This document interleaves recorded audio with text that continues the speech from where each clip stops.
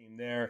Atalanta side, Juan Musso in goal, Rafael Toloy, Meri Demaral, Martin Deron across the back, Hatibor and Mela in the wingback positions, Scalvini and Koopmeiners in the middle, Hoyland flanked by Ederson and Pasalic. Is Gasperini just crazy? I mean, when you look at that lineup, Richard, I mean, is that what you thought? Yeah, but what we've seen this year is that they've switched the mentality. Not even if you don't include this game, they've gone to a much more defensive mentality this year. And so, yes, even from the beginning, he's always had these crazy lineups, and they've always worked. It's for some reason they always work.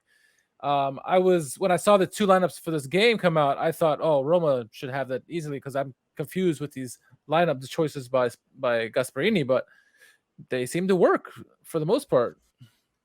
What do you think, Raffa? I mean, for the last few years, we had this catchphrase here at Serie A.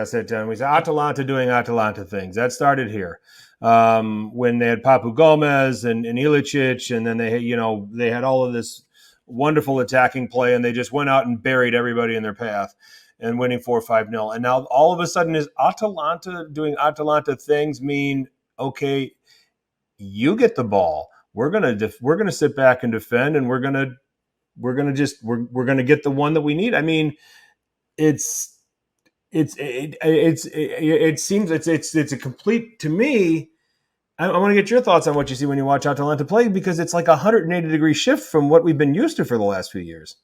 It's really fascinating, isn't it? I mean, you gotta, like you mentioned, you got a team that were ruthless in attack, and now they can defend better than almost anybody in the league, and defend a lead, and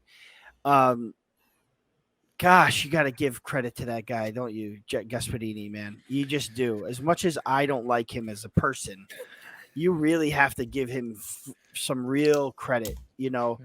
This guy knows how to manage a club. He really does. And he's another case of managers finding their spot. He's been around also everywhere, and he's got a lot of really good players at his disposal. But you really thought that would be one of the teams that just kind of fell off the face of the earth again, right? Yeah. They didn't finish in a European spot last season. They really struggled. I know Zapata was hurt a lot of the season. I think he's still hurt, right? Or was re-injured, or I don't know why he wasn't on the field today.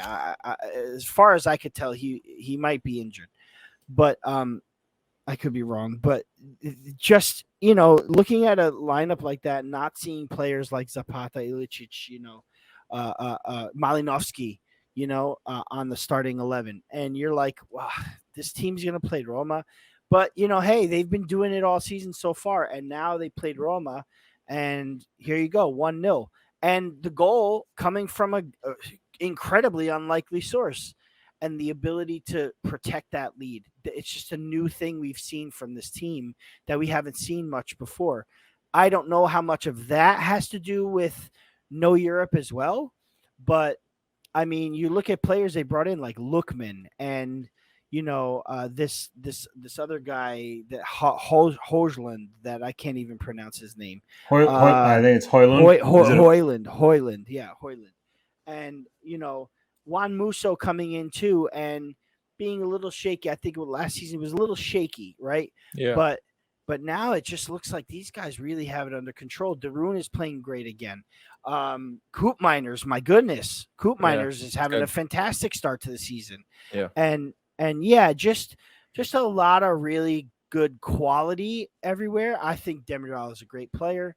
I also think Pasalic is a great player. Like, I just think that this team has what it takes to make it back to Europe this season. Are they going to hold this, advantage, at the top of Serie A all season long? Probably not. But for sure, they're on the right track. Again, I question what might be if they were in Europe, but they don't have that. So it seems like Gasperini is almost taking a page out of the old Mourinho handbook, where it's like, we'll play. I have the talent, but I'm gonna play defensive, and you try to beat me, and I'll get you on the counterattack, and we'll win 1-0, 2-0. Be fine with that.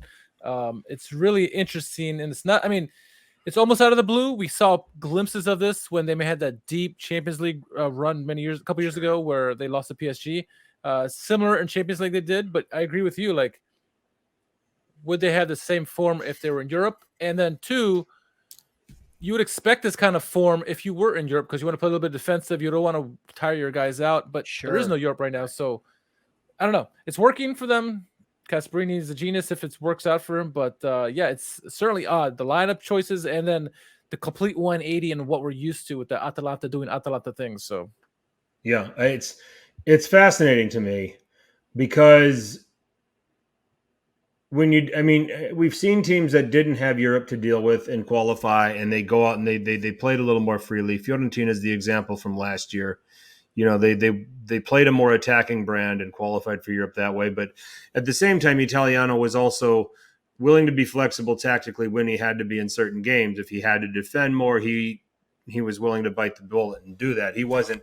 We thought Gasperini all this time was just this stubborn manager that had a specific way he wanted to do things.